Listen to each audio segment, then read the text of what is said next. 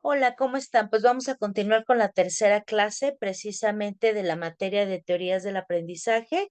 Y vamos a hablar recordando un poquito de la psicología infantil y algunos de los autores, pues que tienen que ver con esta parte.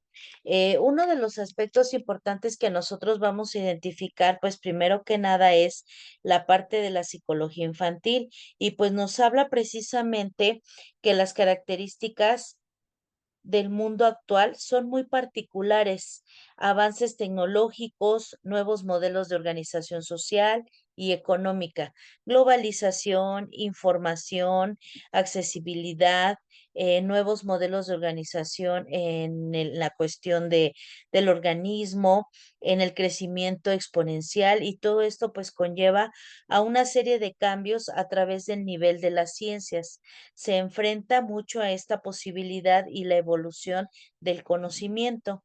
La educación y la formación recibida no es suficiente en la actualidad para enfrentar estos nuevos cambios, tanto en la parte científica, tecnológica y axiológica.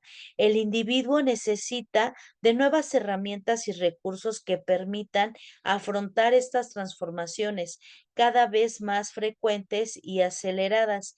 Igualmente, la ciencia necesita de herramientas y recursos que posibiliten la adaptación de sus modelos, en este caso, pues de lo que viene siendo el valor humano y con uso trascendente de fuentes de potencial y obviamente pues como ciencia necesita de modelos teóricos metodológicos integrales que posibiliten esta parte pues de lo que viene siendo la educación. Ahora, dentro de lo que vamos a ver de la psicología infantil, pues las características del trabajo, en este caso con los niños, pues nos llevan a analizar muchos aspectos fundamentales, porque si nosotros bien sabemos, los niños son pues precisamente las personas que en este caso tienen una necesidad. Introduciéndolos al trabajo del psicólogo con los niños es un campo de acción que resulta ser uno de los más satisfactorios en el ámbito laboral, no solo por los logros a través de los que se puede acceder, sino principalmente por la profilaxis mental que se puede realizar previniendo un sinnúmero de problemas posteriores. Históricamente, el desempeño en evaluación e intervención psicológica con niños tiene la misma característica que el trabajo con adultos, aunque con tareas más simples.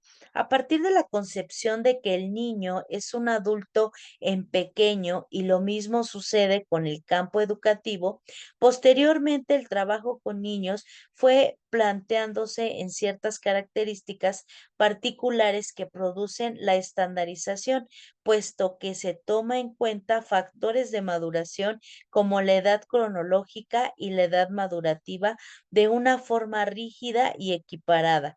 Algo parecido sucedía también en el campo educativo, pues se manejan las pruebas psicológicas y psicométricas que se miden en el coeficiente intelectual, asignando puntajes de comparación entre uno y otro, y asignando también los puntajes de algunas áreas que los ubican en un rango perceptible que visiblemente queda para poder determinar la educación que se va a implementar.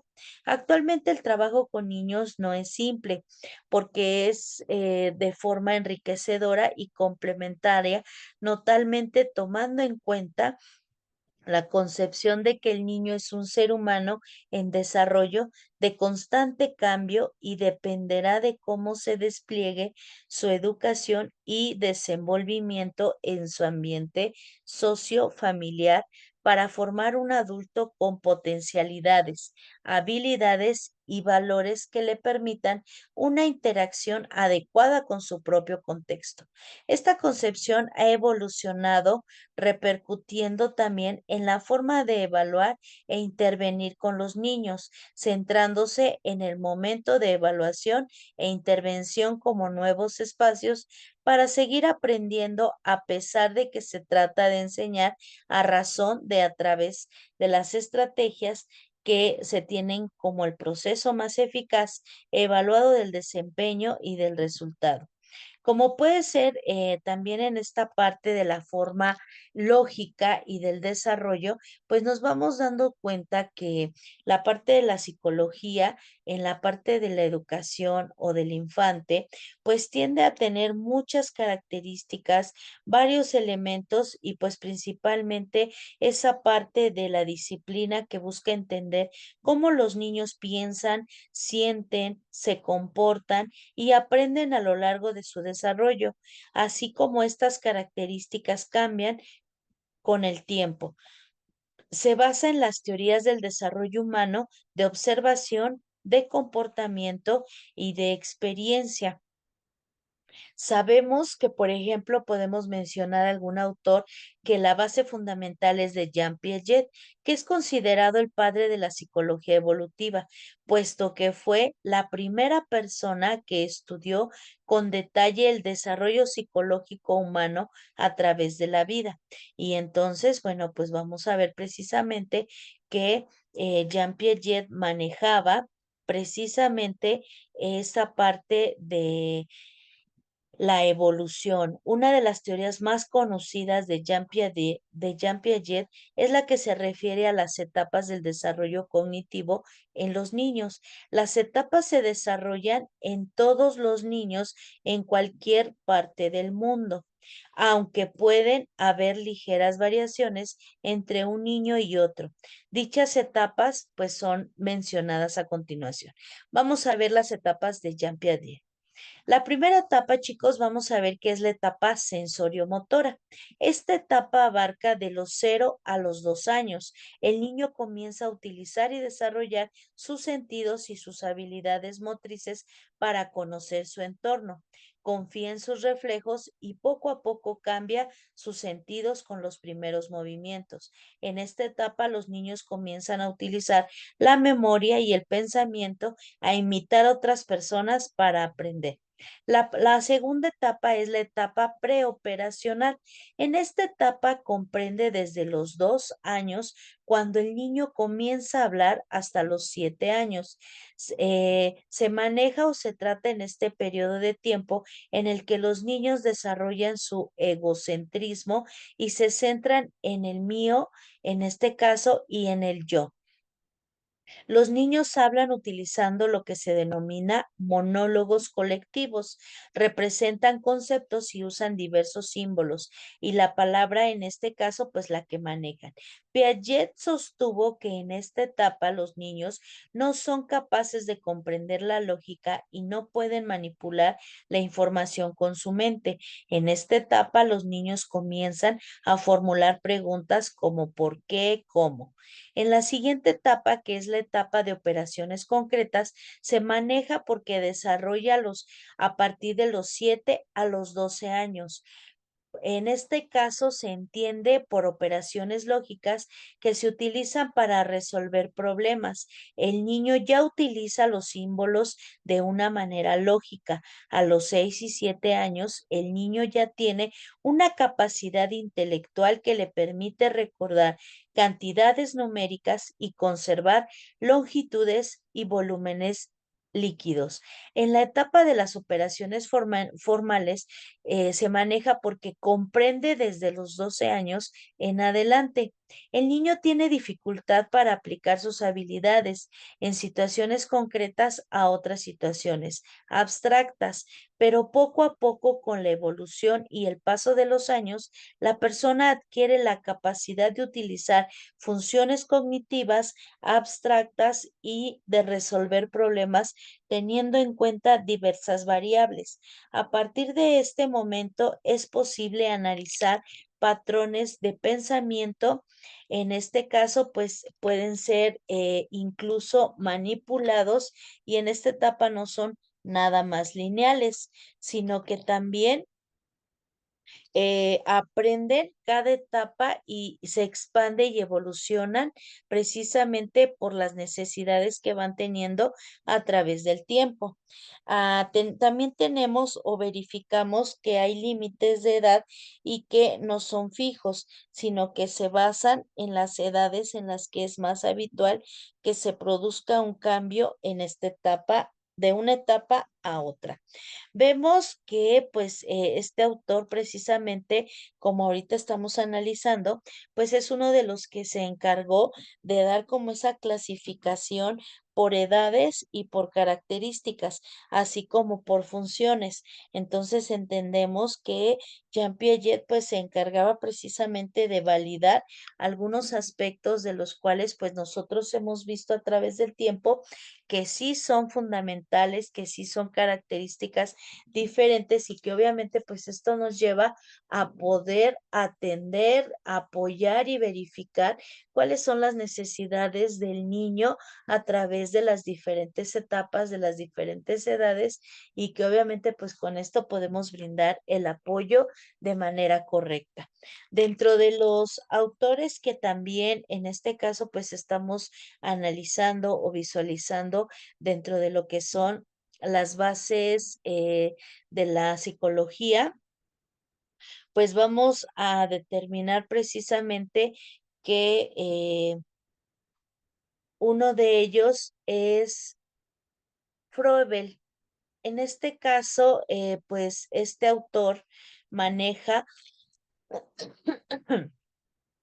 pues varios aspectos dentro de lo que viene siendo la teoría.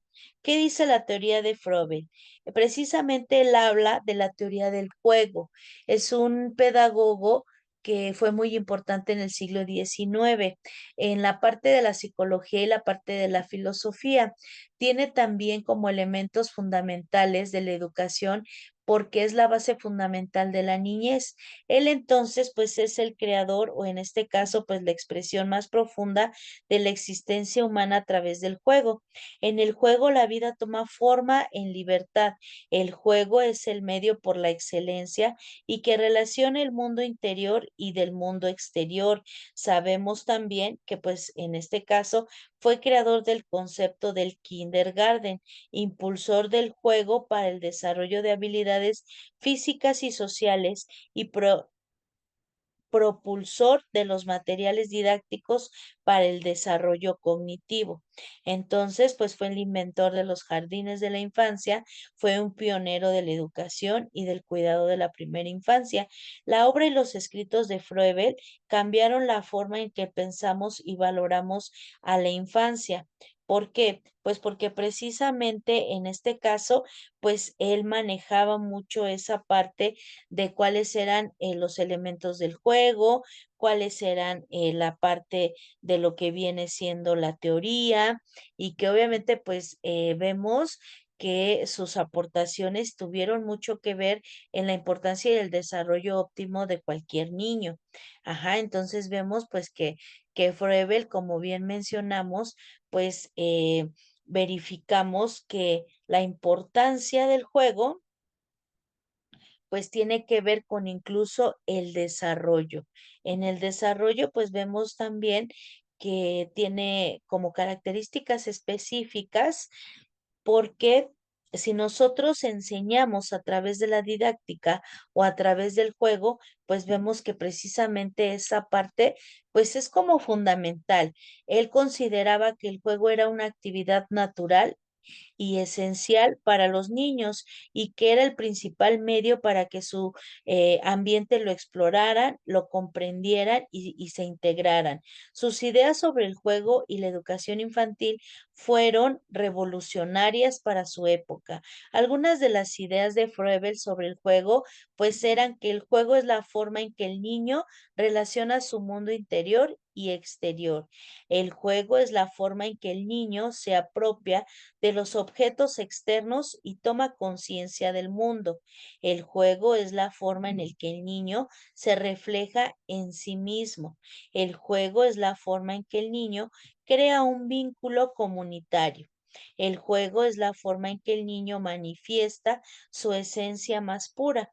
El juego es la forma en que el niño desarrolla su cognitivo o su conocimiento. El juego es la forma en que el niño se autodirige con los demás y qué tiene que ver con la relación. El juego en la forma en que el niño aprende responsabilidades y naturalezas. Froebel diseñó una pedagogía que se basaba en el juego y en el trabajo, la disciplina y la libertad. Para él la educación sin el juego pues no tenía como una razón. El trabajo crea personas proactivas y sin ideales. El juego es el producto más puro y espiritual del hombre en esta etapa y es así a la vez la prefiguración e imitación de la vida humana total, de la vida interior, secreta y natural en el hombre y en todas las cosas. Entonces vemos que precisamente en este contexto que maneja este autor, pues nos dice que el juego es la parte más importante del niño en este momento porque es una representación activa de su interior y la representación del yo interno a partir de las necesidades de su mismo entorno. Sabemos y verificamos también que precisamente, pues este autor manejaba la importancia de incentivar el juego como una medida alternativa de las prácticas de enseñanza predominantes, evitando procedimientos de enseñanza estricto y lo que ya aparecía de forma más estructurada.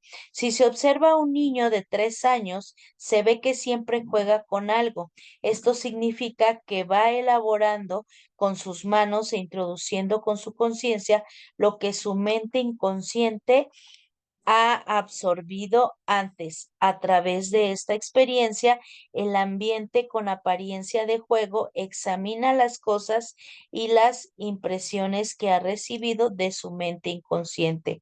Parece que en esta concepción, pues cada uno de los autores maneja diferentes circunstancias y diferentes elementos. Sabemos también que el juego es establecido como un principio pedagógico para el logro del aprendizaje en el nivel educativo del preescolar. Sin embargo, parece ser escasos los trabajos que se han ocupado por esta forma de estudiar. Desde un enfoque fenomenológico en el presente escrito, me propongo en este caso, pues, ver la parte de la relación pedagógica e implementada que se denomina de diferentes contextos como en la parte del preescolar o jardín de niños. Sus orígenes como institución formativa frecuentemente se sitúa en el siglo XIX a partir de la propuesta pedagógica por Frebe. Algún trabajo que nosotros podemos identificar, pues es precisamente esa interacción social que tiene con la cultura, con el ambiente que los rodea y con los niños que también convive. Otro de los elementos en este caso, pues vemos que como habíamos mencionado precisamente, pues es el creador de lo que es el kindergarten. Ahora, vemos que pues este concepto es llamado así porque pues él tiene que ver con la parte de cuáles son sus necesidades a pesar de que son unos niños. Entonces vemos que es de vital importancia que la educación de un niño siempre esté presente la figura de la familia, que siempre haya esa parte de integración. Vemos que en este caso, pues como fue un pedagogo alemán que creó el concepto de kindergarten o de un jardín de niños, pues se acuñe en el año de 1840. Se considera que los niños eran como plantas en crecimiento que debían ser cuidados por las maestras. Su idea era que los niños aprendían mejor a través de actividades autoiniciadas y reflexionando sobre sus experiencias. Vemos entonces que su idea de Froebel es creía que la educación de los niños es un deber sagrado y que los niños aprendían mejor a través de actividades autoiniciadas. Vemos también que la visión de los jardines de niño, en este caso, pues es que los espacios donde los niños se reúnan fueran jardines, no escuelas con aulas tradicionales.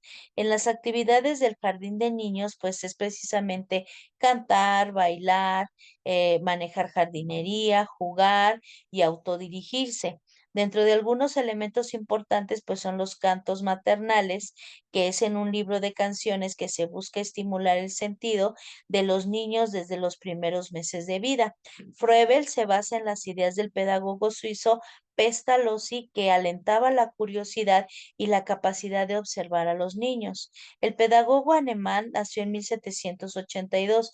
Fue creador del concepto de kindergarten porque impulsa el juego para el desarrollo de habilidades tanto físicas, sociales y que son, en este caso, propulsores de los materiales didácticos del desarrollo. Sabemos también que esta teoría pues se la manejaba porque creía que los niños aprenden mejor a través de actividades autoiniciadas y reflexionando sobre sus experiencias. La actividad, la parte de la autonomía, se refiere a que los alumnos participen en tareas donde ellos mismos eligen, dirigen y reflexionan. Implica pensar, debatir sobre las actividades para profundizar la comprensión. Sabemos también que en este caso, pues algunos de los elementos que se manejan, pues son muy importantes a partir del siglo XIX, porque es donde se introducen los principios de la psicología y la filosofía en la educación.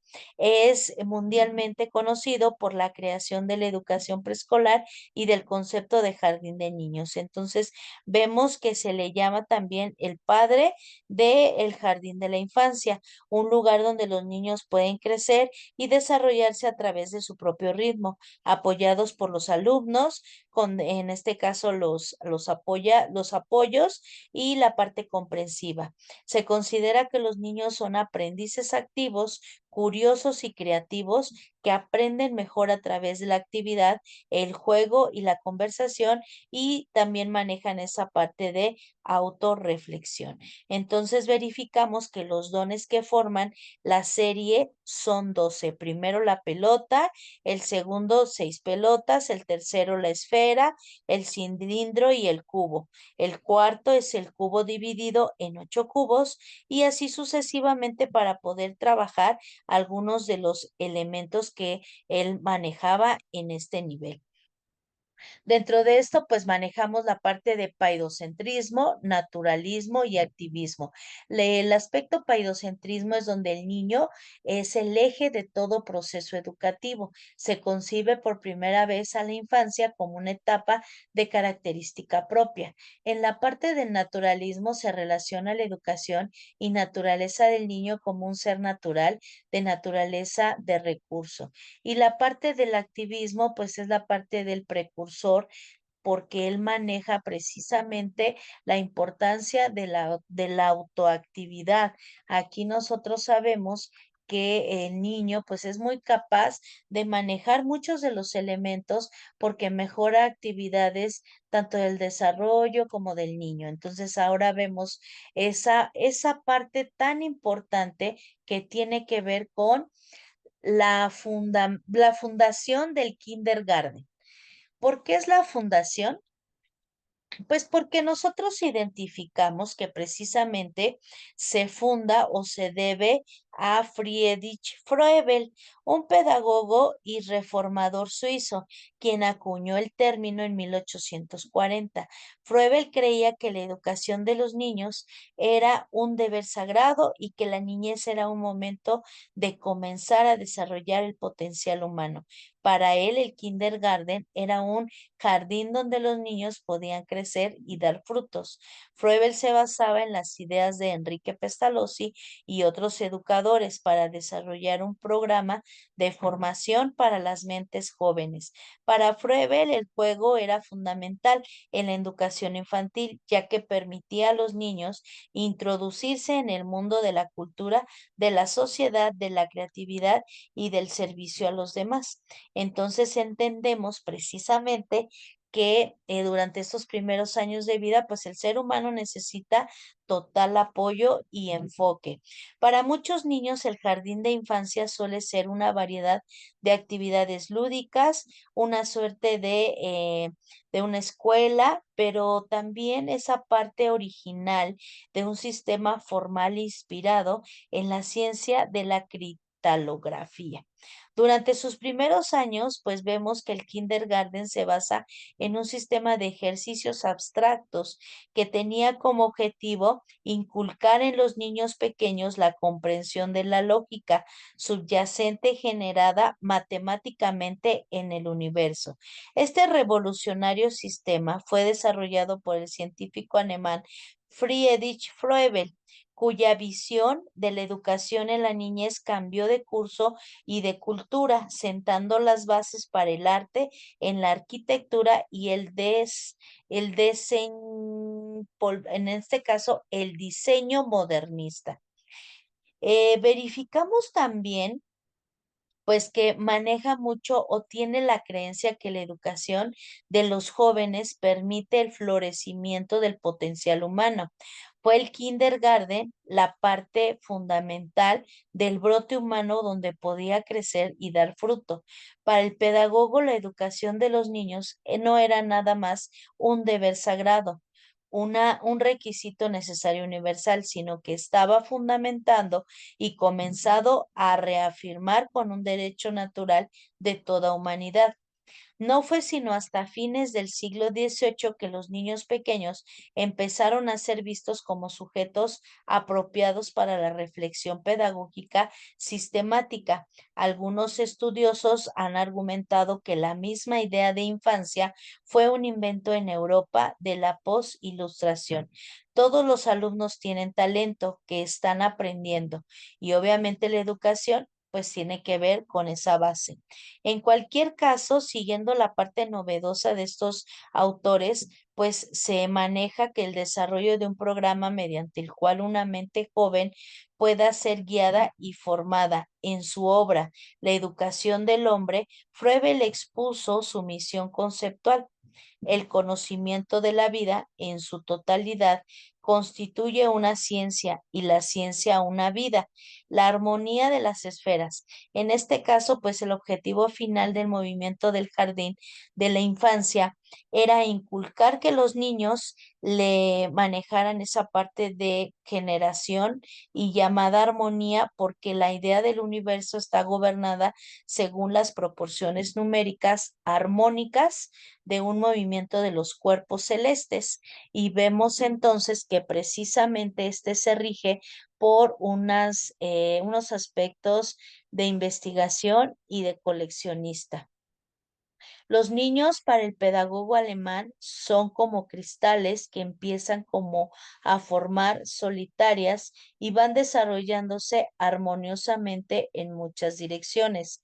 Filosóficamente, el kindergarten se cimenta en la creencia de Froebel que es la unidad de todas las cosas, así como en la existencia de leyes y principios simples bajo la apariencia de la complejidad de la naturaleza. Desde el punto de vista Froebel, el cristal era la forma arquetípica de la que podíamos obtener un modelo para toda naturaleza, y el niño podía ser considerado como un cristal. El papel de la educación era guiar el desarrollo de su mente cristalina naciente de la unilateralidad, la individualidad y el carácter incompleto hacia la multilateralidad y la armonía e integridad. Froebel diseñó su experiencia educativa en torno a una serie de actividades físicas y mentales, entre ellas el canto, el baile y la jardinería. En el centro de este universo pedagógico se formalizaron ejercicios centrados en torno a un conjunto de 20 regalos, es decir, herramientas orientadas a fomentar la exploración de la forma, como por ejemplo se podía organizar líneas y cuadrados o cubos para hacer la forma de un pájaro o de una silla, de un árbol o simetría de un copo de nieve. En el caso del primer regalo, los niños más pequeños manejaban 6 bolas blancas para enseñarles sobre los colores de la derecha a la izquierda y desarrollar los movimientos de los ojos, manos brazos y pies en varios juegos. Así como los cristales crecen a partir de una semilla molecular, se podían ensamblar animales, plantas y edificios a partir de las unidades primitivas de los regalos froebelianos, cortando y pegando papel, tejiendo y posicionando bloques de diferentes tamaños. Profesores y alumnos juntos podían construir el mundo. Los ejercicios se enfocan en hacer tres tipos de formas: formas de naturaleza o la vida, formas de belleza, que son el arte, y la forma de conocimiento, que es la conciencia matemática y especialmente la parte de la geometría.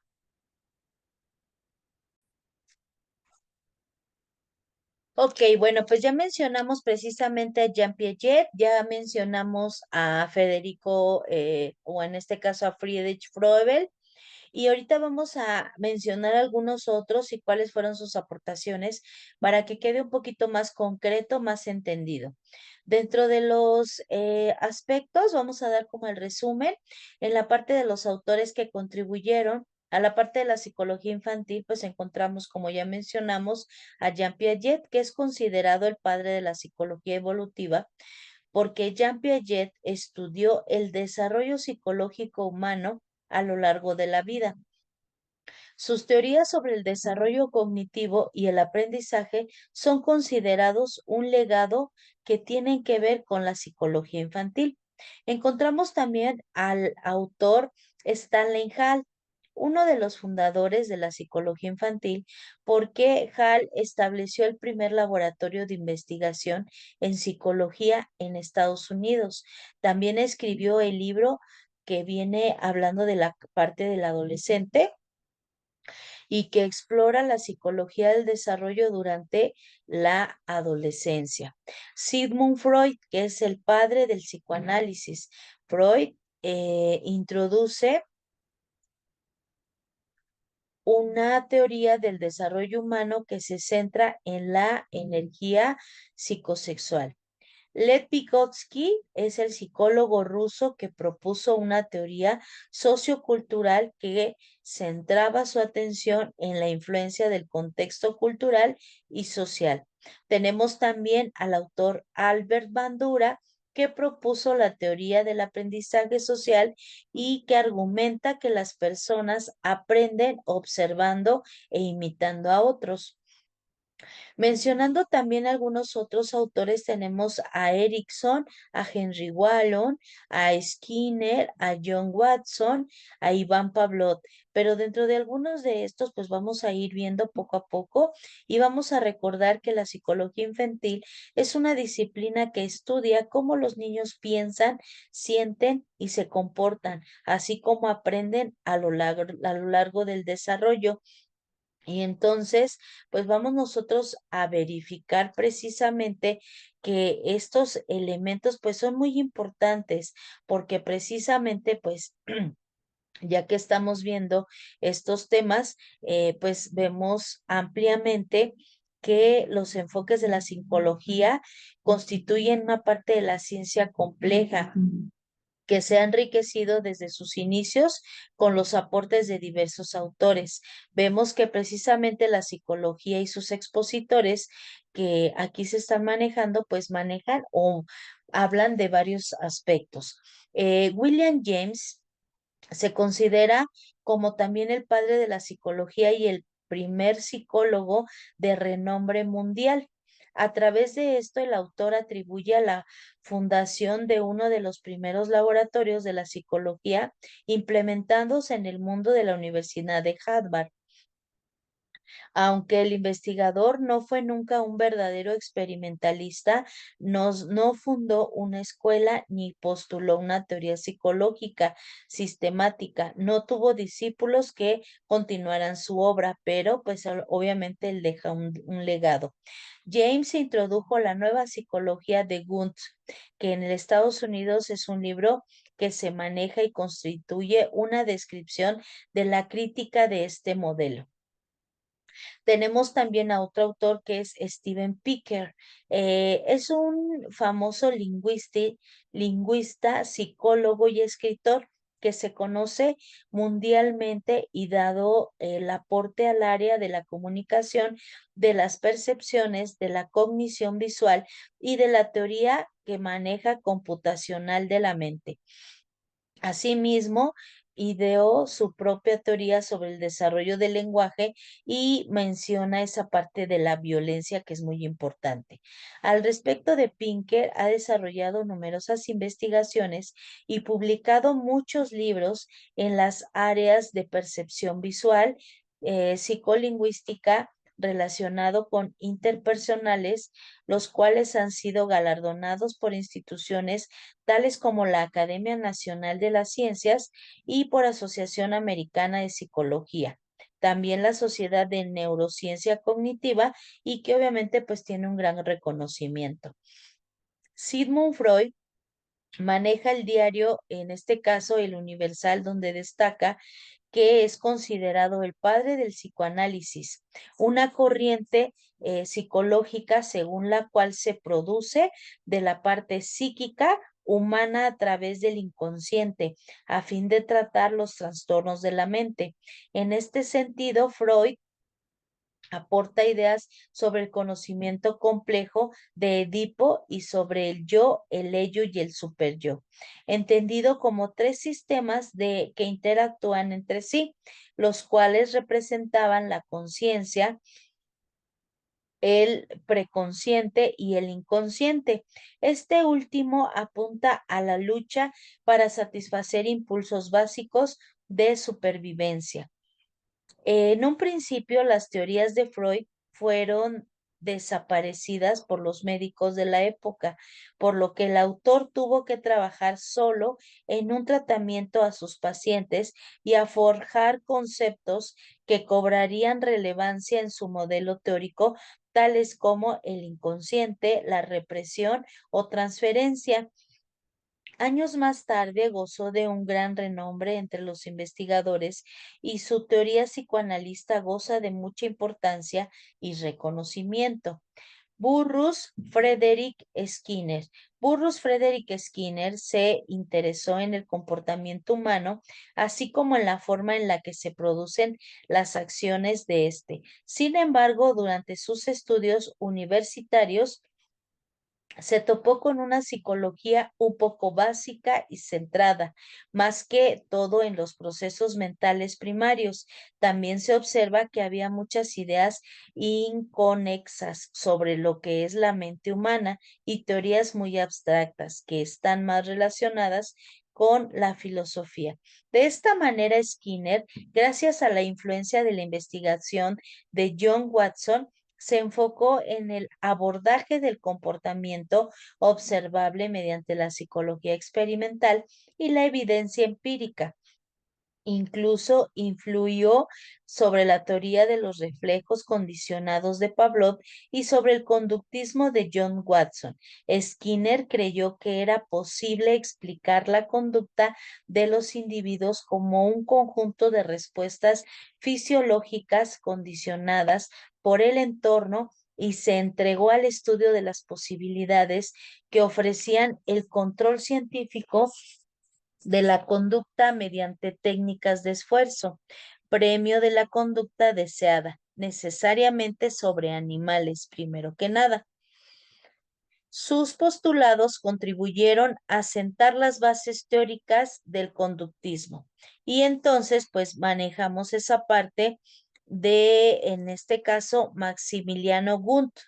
En esta importancia investigación se atribuye a la fundación de la sociología como ciencia autónoma, pues se interesó en el estudio de las sensaciones, percepciones y las ideas que contribuyen a la conciencia. Asimismo, fundó el primer laboratorio científico en Alemania. Esto le añadió más minuciosidad, precisión y catalogación de los hechos. Ahora entonces verificamos que precisamente pues la importancia de la parte de la psicología infantil en el ser humano pues es muy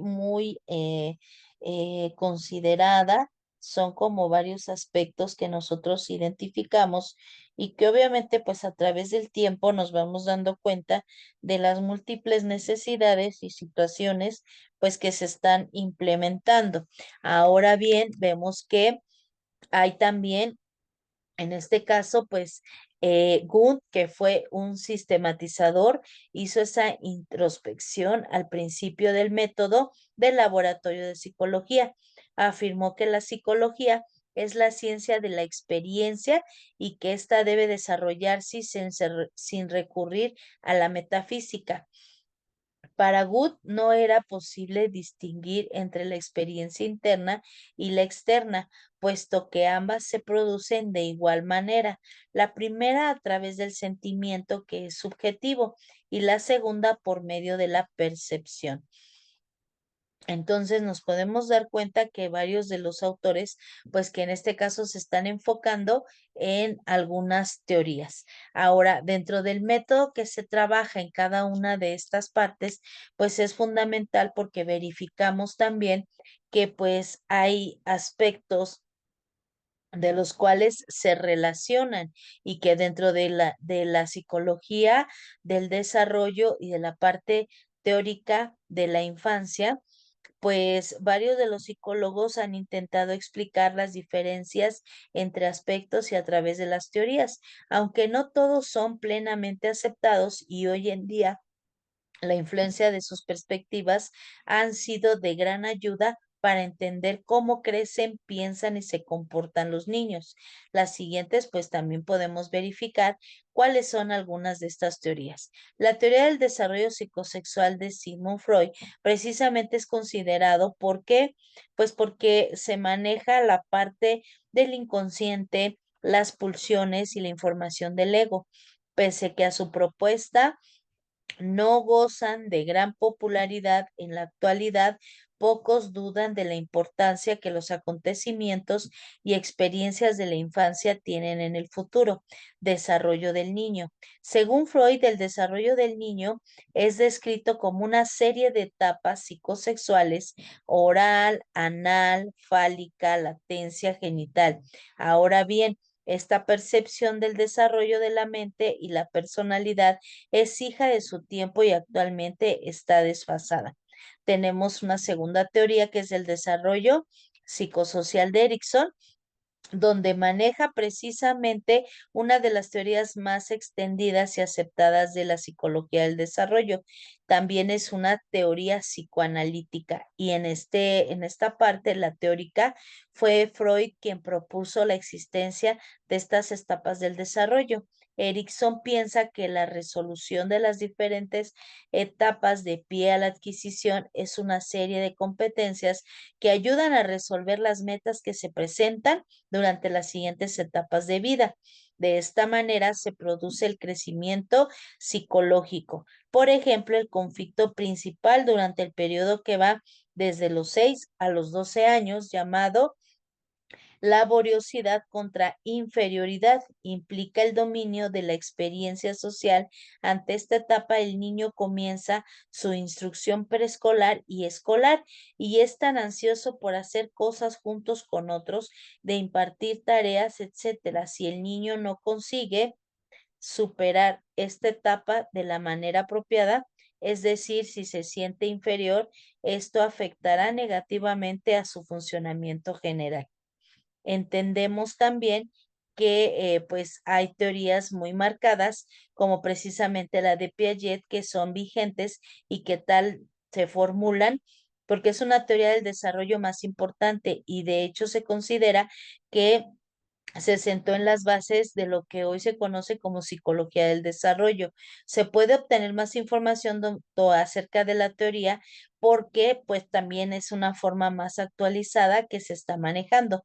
Tenemos otro psicólogo llamado Lev Vygotsky, que él propuso una teoría del desarrollo cognitivo y de los niños que han pasado a ser una de las teorías más influyentes e importantes y especialmente en el campo de la educación y del aprendizaje. Del mismo modo, Piaget y Vygotsky son psicólogos constructivistas y pensaban que los niños aprenden de forma activa y a través de experiencias prácticas.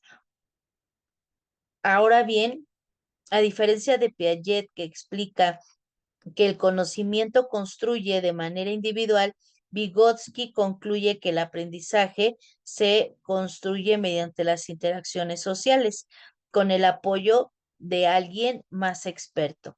Así pues, según esta teoría del desarrollo psicológico, el contexto social forma parte del proceso de desarrollo cognitivo y no se le puede considerar algo externo que tan solo influye el propio uso del lenguaje, por ejemplo, es a la vez algo colectivo e individual y permite que aparezcan las grandes habilidades cognitivas superiores basadas en el desarrollo de conceptos muy abstractos. Vygotsky fue importante para poder entender que el aprendizaje colaborativo y para saber más sobre la influencia del entorno sociocultural en el desarrollo cognitivo de los niños.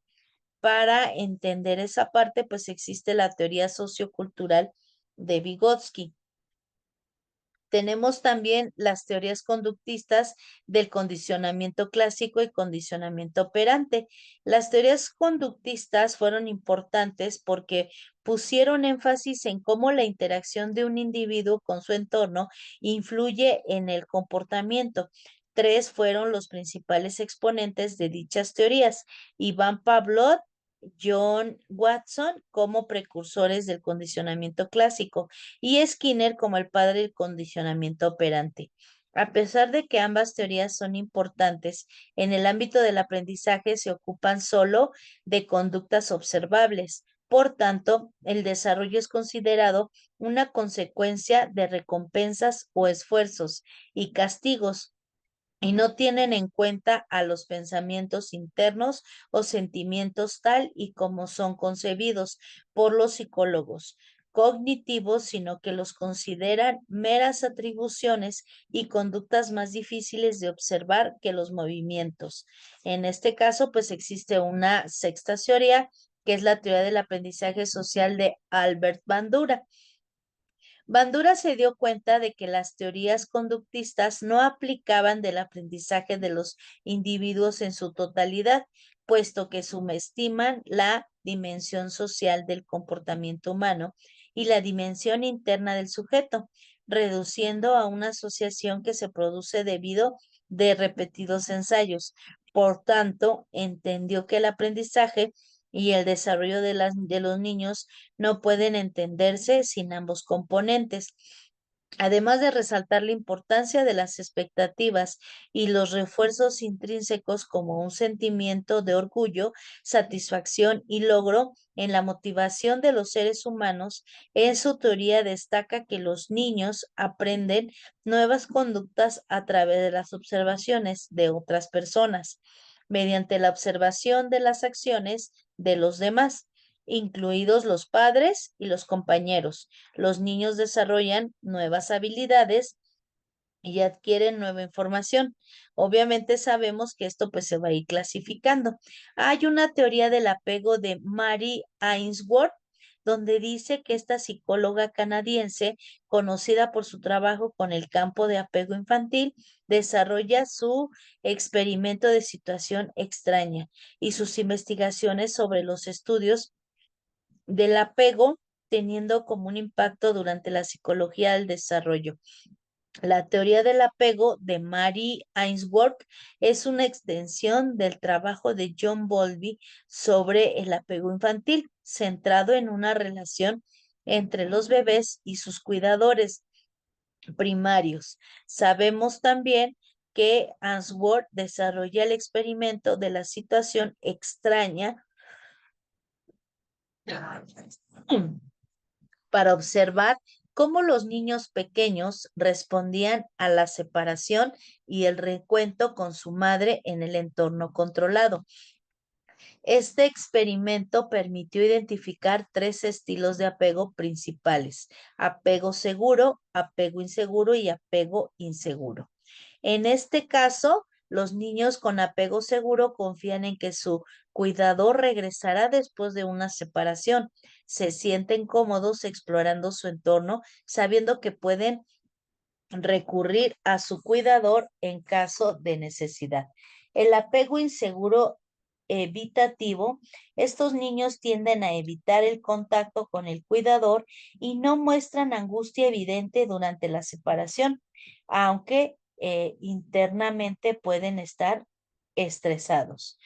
El apego inseguro, ambivalente, resistente, maneja que los niños con este tipo de apego muestran ansiedad antes de la separación y se muestran inseguros y ambivalentes en el recuerdo, buscando consuelo para también resistirlo. Más tarde, pues se identifican otras teorías y que obviamente pues tienen que ver con el ámbito del desarrollo. La importancia de contar con un aspecto dentro de este modo importante, pues vemos también que pues es como esa situación de manejo y de inquietud.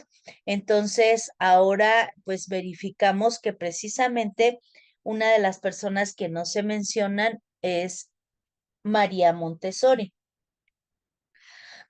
Precisamente, pues María Montessori es más conocida por su parte médica que pedagógica. Es también psiquiatra y filósofa, además de humanista, activista feminista y sufragia Italia y devota católica. Vemos entonces que precisamente María Montessori pues también enfocaba una teoría con características específicas y de las cuales se presentan como un método. María Montessori fue una pedagoga italiana que renovó la enseñanza del desarrollo en la forma particular de un método conocido como método Montessori, que se aplicaría inicialmente en las escuelas primarias italianas y más tarde en todo el mundo. Dirigido especialmente a los niños en la etapa preescolar, el método Montessori se basa en el fenómeno de las iniciativas y capacidad de respuesta del niño a través del uso de un material didáctico especialmente diseñado. Montessori propone una gran diversabilidad del trabajo y de la máxima libertad posible, de todo modo que el niño aprende en gran medida por sí mismo y ritmo de sus propios descubrimientos. La licenciada en medicina, que en 1896 en la Universidad de Roma fue una ayudante en el año siguiente de la cátedra de psiquiatría de la misma universidad. Se vio impulsada por un instituto profundo del estudio del niño de especialidades y profundizó o advirtió inmediatamente que su problema más que médico era pedagógico. Expuso sus ideas sobre esta materia y en el Congreso Pedagógico de 1898 en Turín. El ministro Vancelli se encargó de que diera un curso a la maestra de Roma sobre la educación de los niños con necesidades y especiales, curso que se transformó después en una escuela magistral ortofrénica dirigida por Montessori durante 6 años. También vemos que pues se verifica esta parte para profundizar en el estudio asistiendo luego al curso de la parte filosófica de Roma. La lectura en este caso pues de todos los aspectos pues son fundamentales. La importancia de contar con un ambiente agradable en lo que viene siendo pues cualquier teoría. Vemos también que el método de María Montessori consiste en desarrollar la autonomía del niño que se encuentra en la casa de los niños, con el material indispensable para el ejercicio de los sentidos, los objetos apropiados a sus aficiones y a sus proporciones físicas, las posibilidades de aplicar su trabajo personal y según su libre elección, junto con la solución y problema práctico interesante mediante todo el variado material puesto de su disposición y proporciona al niño la autoestima necesaria para la forma de decisiones. El instinto más grande de los niños es precisamente liberarse del adulto. El principio dominante era el de dejar hacer que vigilar para ayudar en caso de necesidad, de tener fe en el valor inmenso de una actividad libre, desarrollada con vistas a finalidades concretas apropiadas por el niño, capaz de impulsar un desarrollo seguro y desembocar poco a poco un descubrimiento espontáneo que conquista según el ritmo natural. Era una necesidad del periodo sensitivo, vinculado a sus aficiones particulares. Sabemos también que es preciso saber y comprender el momento adecuado para no dejar de ocasionar la parte indispensable y de ejercicio de cada uno.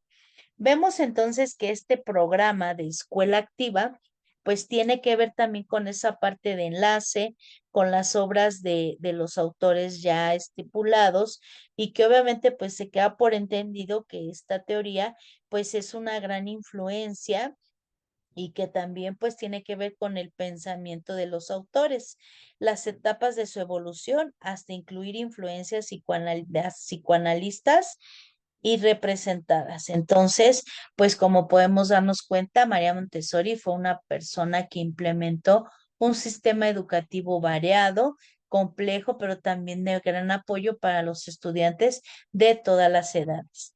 Ahora vamos a hablar un poquito acerca del autor contemporáneo que también ha destacado mucho, John Dewey, porque vemos precisamente que, pues dentro de los aspectos que podemos mencionar de la parte de John Dewey, es, a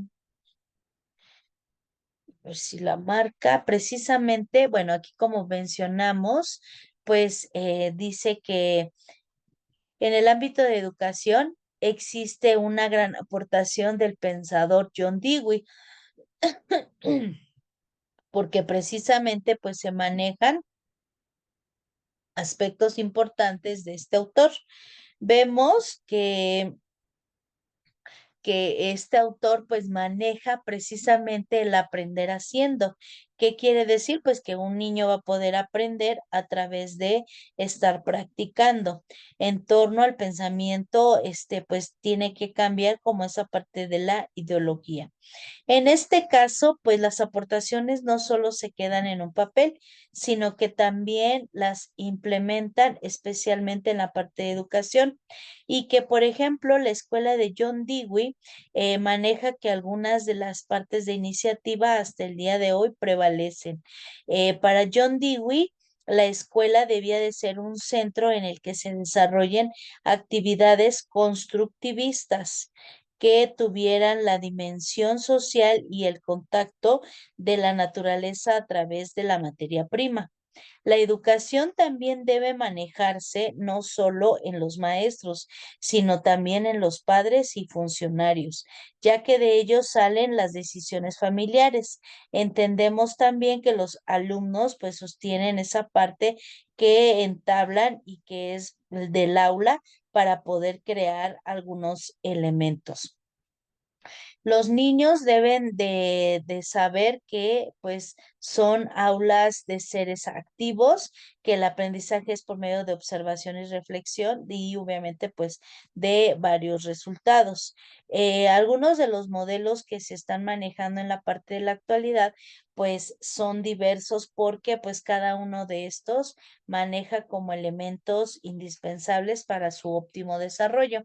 Y digo, y pues es uno de los pedagogos contemporáneos de los cuales pues he visto su trabajo, verificamos cuáles son los lineamientos y pues ya se van a poder trabajar estos aspectos que son de suma importancia. Ahora vamos a hablar un poquito acerca de el aprendizaje basado en la experiencia. ¿Por qué se llama basado en la experiencia? Porque precisamente este se arma a través del tiempo, a través de los años, del conocimiento y que tiene que ver con el entorno, con la experiencia, con las, en el cierto modo, obligaciones y experiencias para poder trabajar algunos elementos. Las aportaciones de John Dewey según esa parte de educación y de política, pues de educación tiene que ver con todo los aspectos de la evaluación, los aspectos de preparación, de ajuste, de materiales, de vestidos, tiene que ver con esa parte de ejecutar y la parte de implementar. Entonces vemos que precisamente esta es una parte donde se ve la diferencia y decimos que la importancia de ser educado es muy diferente a la política de la educación. Y es diferente porque al final cada uno de nosotros decide que se pueda acercar, cuáles son los elementos o incluso cuál es el último, la última firma para poder validar. Entonces, aquí hay algún concepto o se maneja alguna estrategia de alguna implementación, porque al final, pues digo, es un alumno, en este caso, que fue destacado y que posteriormente pues, se convierte en un docente, en un guiador, en una parte de estructura a seguir y que obviamente pues es uno de los mejores autores. Y entonces, pues Dewey es un psicólogo que pues se encarga en la parte contemporánea de verificar el aprendizaje, el conocimiento, cuáles son las estrategias, cuáles son en esa parte los elementos que se están trabajando y que obviamente pues tienen que ver con esa finalidad, ¿no? Y que tiene que ver con qué se tiene que trabajar, cómo se tiene que trabajar, para qué se tiene que trabajar y obviamente vamos a hablar un poquito acerca del pragmatismo. En este caso, pues el pragmatismo viene siendo una de las teorías o de las corrientes filosóficas que se valora a consecuencia para caracterizar el significado y la verdadera herramienta de lo que es la educación. Para Dewey, que fue un psicólogo, filósofo y pedagogo estadounidense que revolucionó la parte de educación y la filosofía de esa época, pues vamos a mencionar algunos aspectos de su teoría. Algunas ideas del pragmatismo son que el pensamiento que nos conduce a mejorar la acción y a aprender más sobre el mundo y uno mismo es un pensamiento que se queda en el pensamiento. Los valores son cuestiones empíricas, hechas, observables y tasables. La verdad puede ser interpretada a partir del rasgo de aseverar un juicio, que es presentar lo que se asevera como verdadero, ajustando con los hechos. La pedagogía de Dewey se basa en el concepto de aprender haciendo o hacer aprendiendo, el aprendizaje basado en experiencia. Dewey huye del enciclopedismo y del aprendizaje memorístico. Dewey consideraba que el estímulo permanente de los niños era urgente y que el aprendizaje debía basarse en la intervención de los sentidos. ¿Por qué? Pues porque precisamente esta teoría de Dewey manejaba mucho y consideraba este tipo de aspectos. Él decía que pues la parte del pragmatismo está como inmersa, pero era modificada según la persona o según los casos. Considero que es cierto y obviamente pues verificamos que la parte del pragmatismo pues se hace notar como un aspecto filosófico contemporáneo que tiene fuerte trascendencia y que al mismo tiempo pues es una parte del pensamiento filosófico para mejorar en el aspecto a partir del siglo XX.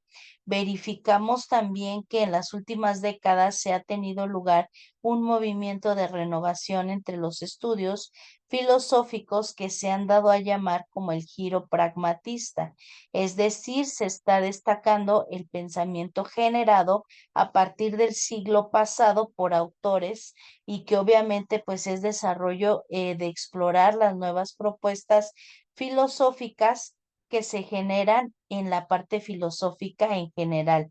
En el caso de la filosofía del derecho que se hace en la región de la parte de Iberoamérica, se maneja un giro pragmatista.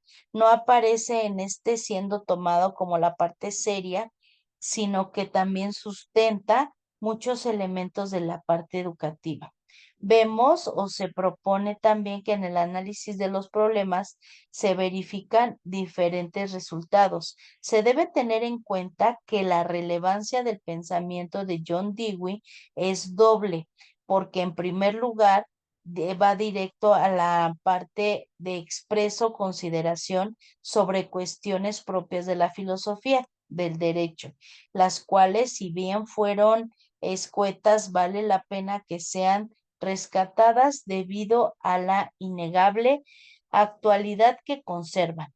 En segundo lugar, debido a que los conceptos y principios filosóficos elaborados a lo largo de la vasta obra pueden constituir una valiosa herramienta en el análisis de muchos de los problemas que hoy se discuten en la parte de la filosofía. El derecho, la parte particular entre los países de tradición europea continental, como es el caso de los países latinoamericanos, y que se maneja pues algunas consideraciones históricas y filosóficas que deben ser en pensamiento de Dewey. El pragmatismo es una corriente filosófica que tuvo su origen en los Estados Unidos a finales del siglo XIX y se desarrolló a lo largo de la primera mitad del siglo XX. Sus exponentes más destacados fueron Charles Price, William James y Dewey. Si bien es cierto que las tesis formuladas por estos tres filósofos pueden estar bastante distanciadas entre sí, se manejan también ciertos elementos concretos dentro de la historia de las ideas. Se considera como la primera escuela filosófica surgida de los Estados Unidos, donde ese periodo pues es de prestigio y de influencia en el pragmatismo del país y del origen innegable, no solo en los artículos académicos que tienen que ver con el aspecto de la vida pública, sino también con la Segunda Guerra Mundial, la migración y los filósofos europeos a las universidades. Entonces, pues vemos también que precisamente Dewey fue conocido por ser un educador revolucionario y de hecho durante muchos años fue más recordado por sus contribuciones a la pedagogía que a la filosofía. En la Universidad de Chicago echó a andar una escuela experimental para niños, en la cual puso en práctica muchas de sus teorías pedagógicas. Fue llamado a países como China, Japón, Rusia, México, para dictar conferencias sobre sus ideas pedagógicas y para supervisar la puesta en marcha de escuelas y modelos en las que se utilizan sus propuestas. Además, fruto de su convencimiento de que la teoría y la práctica no deben ser consideradas como dos cosas separadas. Dewey participó activamente en el apoyo de diversos grupos defensores de derechos civiles. En la época en la que John Dewey realizó sus estudios doctorales, dominaba en la Universidad Johns Hopkins un ambiente hegeliano. Por esta razón, en sus primeros trabajos es posible advertir una clara influencia de este filósofo y no obstante, esta se diluyó hasta mantener solo el mercado para poder trabajar en este tipo de situaciones. Entonces, entendemos que precisamente dentro de algunos elementos, pues vamos a ver que La parte de la psicología, pues es de suma importancia. Verificamos que tiene que ver con aspectos psicológicos, de conducta, de experimentación, de constantes aprendizajes y que obviamente pues esta circunstancia nos habla de la teoría y de la práctica educacional, que no son dos cosas separadas, nos habla que precisamente siempre tienen que estar unidas, siempre son como aspectos que se llevan de la mano y que obviamente pues no puede haber un aprendizaje sin práctica y no puede haber un aprendizaje sin teoría. Por tal motivo, pues entonces en cualquier aprendizaje van de la mano la teoría y la práctica. Hay casos donde incluso hay mayor práctica que teoría. Sabemos que incluso desde el ámbito de la parte preescolar, a los niños pues se les enseñan ciertas cosas como es las letras, los números y que obviamente pues se tiene que llevar a cabo una práctica con pueden ser monedas, pueden ser actividades, puede ser incluso a lo mejor hasta aspectos sugeridos como pues la venta de ciertos productos. Eso es como esa parte práctica donde se va a implementar la nueva estrategia para el conocimiento adquirido. Eso es a nivel preescolar. En la parte ya de nivel superior o medio superior, pues es más a mi favor porque al final pues se hacen prácticas, varias materias pues llevan esa actividad y obviamente se concreta.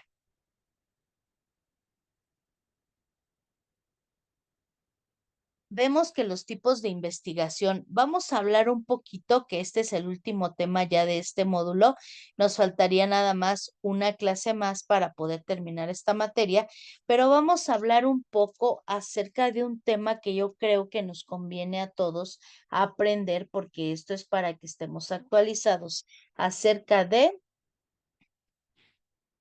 la investigación pedagógica. Sabemos que hay varios tipos, pero primero pues vamos a definir qué es la investigación pedagógica.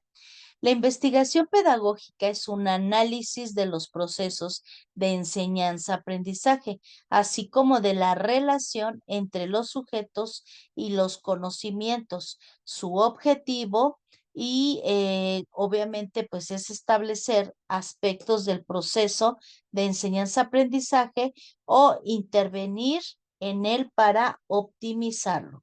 La investigación pedagógica se relaciona con la formación de una actitud científica, la reflexión sobre las condiciones del ejercicio docente, la producción de conocimientos que permite transformar las prácticas del aula y de las instituciones. Algunos temas de investigación pedagógica son liderazgo educativo, rendimiento académico, psicología de la educación, educación multicultural, motivación del estudiante. La investigación pedagógica se basa en métodos que permiten garantizar la validez y fiabilidad de las conclusiones de la investigación. Algunos principios metodológicos que se deben tener en cuenta son el principio fundamental de la metodología, la correspondencia objetual, el pluralismo metodológico y el escepticismo metodológico. Sabemos entonces que la investigación científica pedagógica es el recorrido que debe realizar toda sociedad que pretende ser mejor para ajustar y más solidaria, generando teorías, en nuestro caso, la teoría educativa, que explica por qué un conjunto de fenómenos del universo se comporta del modo en el que lo hace. Entonces vemos que precisamente pues esta parte de la investigación pedagógica es muy importante porque la investigación pedagógica nos permite construir una teoría de la educación donde explica los hechos educativos, donde la investigación científica se relaciona con la educación y tiene un valor extraordinario para generar conocimientos pedagógicos, y la investigación de campo maneja esa parte de educación activa y de educación donde incide para mejorar la calidad. Vemos entonces que también lo primero que se ha de demostrar en una teoría pedagógica es lo que está basado en la ciencia, en la razón y no en la política. Verificamos también que los criterios de rigor, pues son algunos aspectos que tienen que ser investigados. Dentro de estos aspectos, el investigador pedagógico, pues tiene que manejar un método. La ciencia descansa sobre el método y se elabora una investigación educativa de carácter científico. Dentro de estos aspectos, pues vemos que todos somos investigadores, que todos tenemos como ciertas características para poder verificar cuáles son los aspectos que vamos a trabajar y que obviamente pues esto nos lleva a un trabajo multidisciplinario porque no se puede solamente manejar con un elemento, sino que también tiene que ver con otros aspectos en los cuales pues es una parte de integración.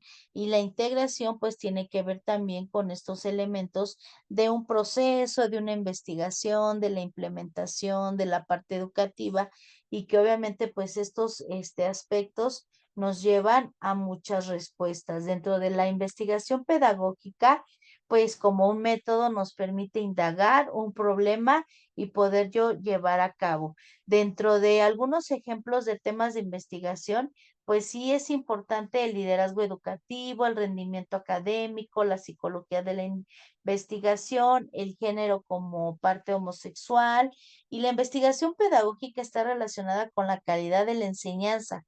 Precisamente es una investigación donde vamos a llevar al campo, o sea, investigar lo que estamos nosotros manejando. El estudiante, la relación con otras ciencias o con otras materias y que obviamente pues esto tiene que ver también el cómo lo implementamos, para qué lo implementamos, cuáles son los aspectos a seguir y cuáles son las herramientas que nosotros en algún momento tenemos que aprender a manejar porque si nosotros no manejamos estos elementos, pues entonces no va a haber como ese enlace, esa estructura y que obviamente pues tenemos que ir validando y ir trabajando para que la parte de la investigación lleve la relación pedagógica y viceversa. Pues terminamos esta tercera parte de esta materia. Regresamos el día de mañana con la última sesión y cerramos toda esa parte de la investigación. Quedo a sus órdenes. Muchas gracias por su atención.